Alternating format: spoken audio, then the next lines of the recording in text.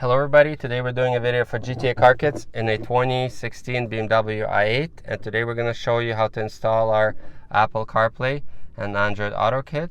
As you can see, it's already installed into this car and it's been paired to our iPhone wirelessly. You can also pair it to your Android phone wirelessly. You can control it here with the original iDrive controls. You're also able to do next track with pushing the iDrive towards the passenger or previous track towards the driver. If you press and hold the back button, you can switch to the original BMW system. The original rearview camera will still function the same way. Nothing gets disabled. Now you just have an extra functionality which you didn't have before. And now we're going to show you how to install it into this particular car. So the tools that you're going to need is a panel removal tool. This is our hook tool. You're going to need a T20 Torx, T25 Torx. This is a 10mm socket on a small extension. And the last tool that you're going to need is a T20 Torx, and we're going to switch it over to this extension. This length is necessary in order to remove the bolts behind the screen, and of course you're going to need our product.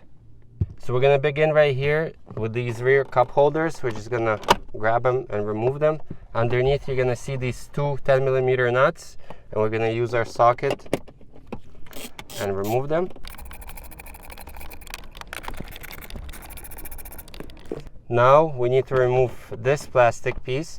So in order to remove it, you have to move it backwards and lift it up. So that's what we're going to do. We're just going to push it back, and then we're going to lift it up, and now you can put it away.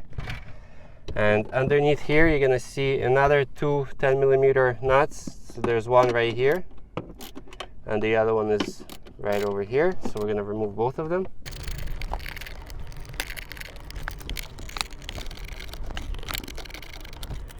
So now we're going to open up this armrest compartment. Here you're going to lift up this rubber piece, and underneath here there's another 10mm. That's we're going to remove that also. Next we will open this compartment, and here you're going to see our bolts are hiding underneath these rubber pieces, so we're just going to pop them open. There's one, two, and the third one is right here. So make sure not to lose these. Underneath, once we open that, we're going to see three T20 Torx bolts, and we're going to remove all of them. Now we can grab this compartment, and there are two connections right here. So one of them, the smaller one, black one, just pulls out, and then this one for auxiliary, you have to press on the clip and disconnect it. So this is the clip. Now we need to remove this rubber piece because there's a bolt hiding underneath. So it's again a T20. Now we can remove the center console. So you will just grab it, and it's held on clips, and then there are two hooks in the front. We're going to lift it up. Carefully move the gear selector towards yourself, lift it up and tilt it on its side. And here we're going to disconnect all the connections. So this is the one for HVAC, so this one just pulls out. Then this harness, there's some Velcro tape that holds it in place. There's one right here, and the other one is over here. And then these connections, just remove all of them, press on the clip, disconnect. This one just pulls out. This one you have to squeeze on the sides. There are two clips that hold it in. Same with this one. These two smaller ones, you just pull on them and they will come out. And this is the last one. You just pull on it. Now you can put this away. Next we need to remove this gear shifter. So it's held by 4 bolts, and they're going to be T25 Torx, not T20. So there's 2 right here and 2 right there. So we're going to remove all 4 of them. So now you can lift up this entire assembly, and there's going to be one connector here on the side. So it has 2 clips, one at the bottom, one at the top, which you have to squeeze and press in order to disconnect this connection. And now you can put it away. So the last thing that we have to disconnect is this wire going to this module. So you're first going to remove this clip, and then you will disconnect the wire. And now at this point the entire wiring harness has been disconnected, so you're just going to remove it from here, from this plastic holder on the side, and we're going to push it down because we're going to be removing the center console here. And next we need to remove these two 10mm nuts again, so these two on the side. So the last thing that holds the center console in place are these two bolts. So they're both T20, so there's one right here and one over here, and we're going to remove them. So you're going to notice these T20 bolts that we removed from here at the front of the center console, they're a little bit longer than the previous T20 bolts that you removed. So you're going to have these ones right here, they're a particular kind, like these, and they're also used behind the screen. So there's going to be only 4 of these longer ones, so make sure when you're assembling everything back you put them in the correct places.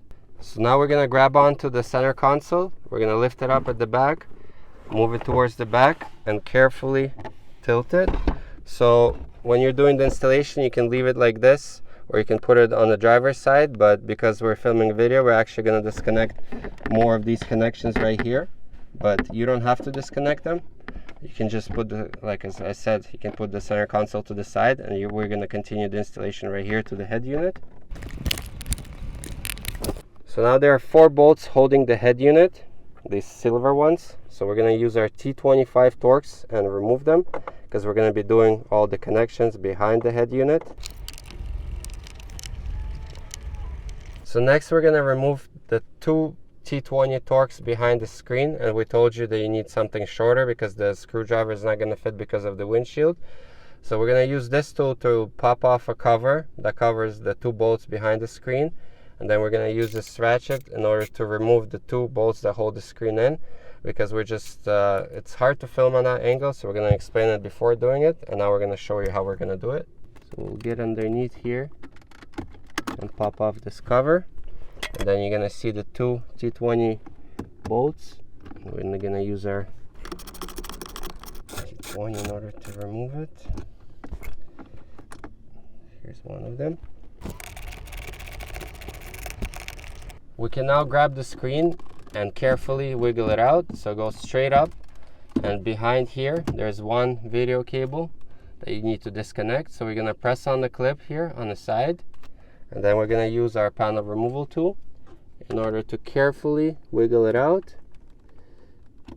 There you go, and now it's disconnected. Here we also need to remove these vents, so they're easy to remove. They're just held on clips,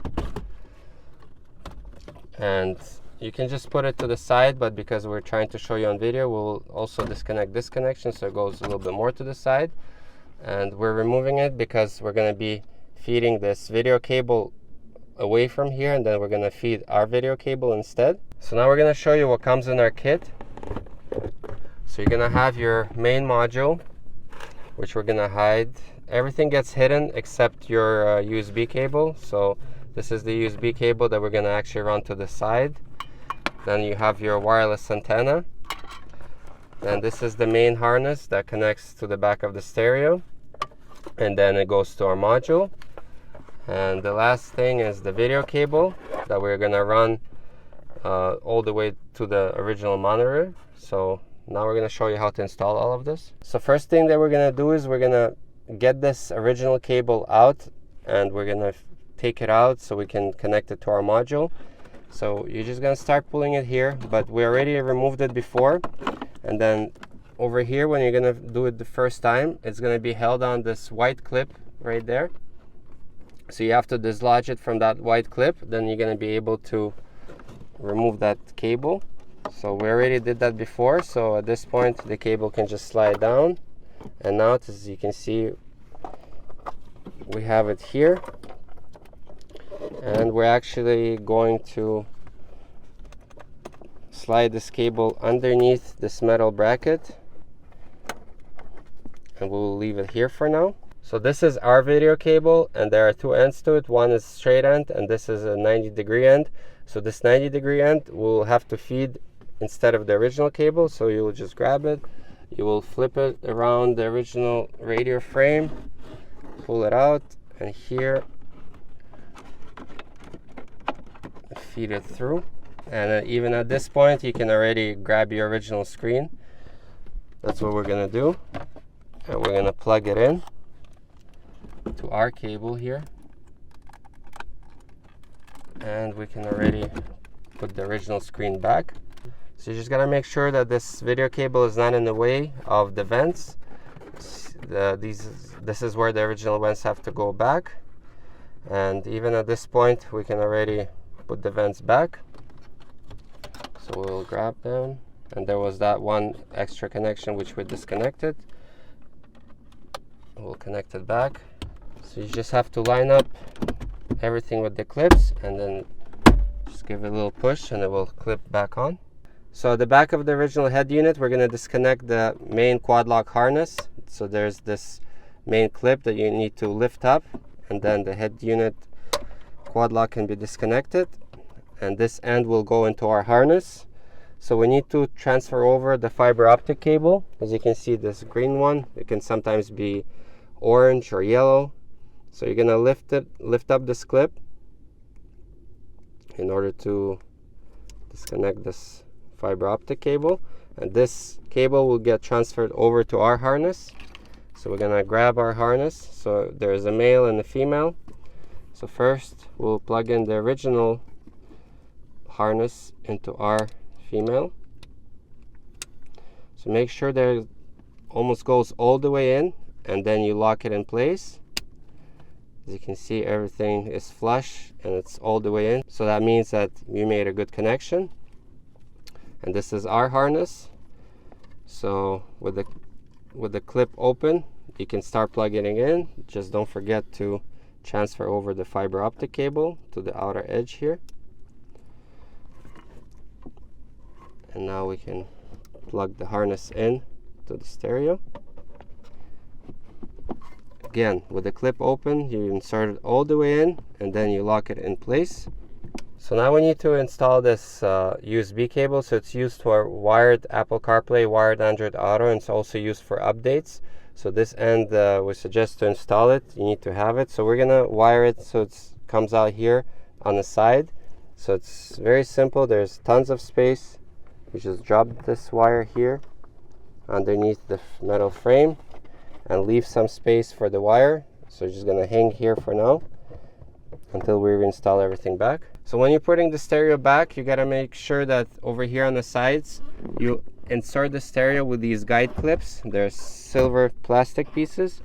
Then you're gonna slide the stereo in all the way, and then you're gonna lift it up so it lines up with the bolts. And now we're gonna put the bolts back in place. So now we're going to start connecting everything to the module. Something to be aware about are the dip switches. So when we're going to send you the module, everything is already preset. But just in case, with this particular version of this module, the number 5 switch is the only one that has to be turned on. And then the rest have to be off. And you should not change them. And when you're installing everything, make sure that the switches don't get changed if you touch something. So be careful. So now we're going to start making all the connections. So first we're going to plug in the power harness. Then this is the original video cable from the back of the screen. It gets plugged in here. Next we will also plug in our USB. Then this is the wire that we ran up all the way to the screen. So it gets to LVDS out. So you just have to match the colors. And then the last thing is the wireless antenna, which is right here. So we will leave it like that because the module will be resting somewhere here when we're going to be putting the center console in. So another place that some people install the module is actually by removing and moving away the carpet. You're going to see this padding. So you can remove the padding and replace it with the module. But we will show you our way and where we're going to hide our module in this particular car. So now we're going to start putting everything back with the center console, all the wiring, and hiding our module. So our module will rest right here in between these two plastic pieces. So it's just enough for it to rest here. So then we will route our wireless antenna here, and now once we bring the console closer to the car, we're going to start feeding the original wires back into the center console. So don't forget the HVAC wire here. Then move it a little bit more closer. Carefully maneuver everything. See, the module is right here. So now we need to bring out all the harnesses that we disconnected. So this is our gear selector, shift knob harness. So make sure you have it here. This one goes to the module. All of these ones are here, and then there are these two wires that go into this compartment because they connect into the smaller compartment. So these two go here, the rest go here, and our module. At this point we're going to start connecting everything back, and we will begin with connecting this one here and then with the clip. Our antenna you can mount somewhere here on the side. Don't stick it to anything metal, or you can just slide it underneath so it's not in the way. So there's plenty of options. And once you have all the wires through, you're going to slide the center console because you need to line it up with all the bolts. So we're going to start sliding it towards the front so it goes back into its original place. So we're going to slide everything forward. As you can see, these two line up for the 10mm nuts, and then over here everything lines up with those torque bolts. So we now know that everything is back correctly, and now we're going to check the ones at the back. So these here also line up, so everything has been put back correctly. Now we can start reinstalling everything. So we'll grab the gear selector and we'll plug in the original connection back. And here, when you're putting it back, make sure that you slide all the harnesses to the side. That's why this main harness has these clips here that's secured in place. Just slide everything to the side. That way it has space to go back in. So for now we're going to start connecting everything back so we can test the system, and we suggest for you to do the same without bolting anything in. So we're not bolting in the center console or the shifter. So we're just plug everything in and test.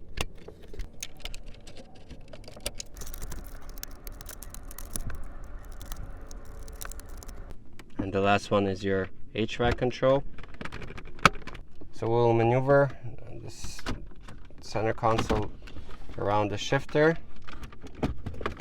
Again, this is just for testing. And at this point, we're going to turn on the ignition and test everything. So with the ignition turned on, we're first going to select the media source as auxiliary. That's done in order to hear stuff from Apple CarPlay or Android Auto. As you can see, AUX front is selected. That's correct. And now I'm going to press and hold the back button here. As you can see, you get an extra mode which you didn't have before. So first we will test our iPhone with by the cable. So we'll just plug it in. After, you can pair your phone wirelessly through the settings of our kit, but for testing we're just going to do it quickly through the wire. So it's also charging at the same time, so that's correct. And then you're just going to test music to make sure that sound is working, and it is. And we'll go back and make sure that everything here looks and functions properly, which it does. So at this point it's been tested, everything works correctly, and now we can assemble everything back.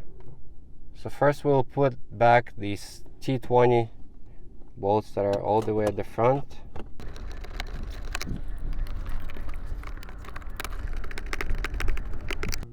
Next we'll reinstall these two 10mm nuts back. Now we can put back the 4 bolts that hold the shifter in place.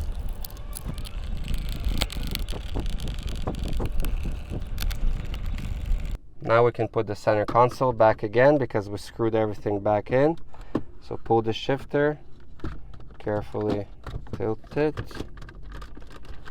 push it forward, and then clip it back in. So you got to make sure that everything lines up with the bolts here. There's a bolt here, the hole has to line up, these ones line up, and then it clipped in, so everything is back in its original place, and the module is not in the way, and it's easy to put it there. And now we're gonna reinstall the T20 Torx right here.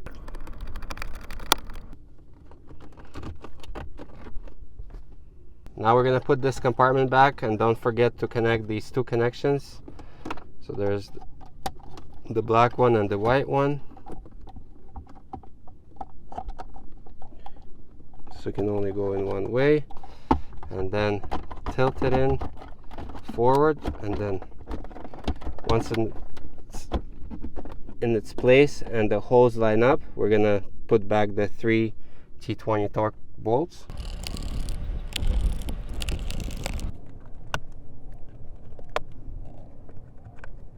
Next, you would need to secure the screen back. You're gonna use your 2 T20 Torx, and then you have to reinstall the cover at the back of the screen. So at the back, we're gonna put back the 2 10mm nuts here.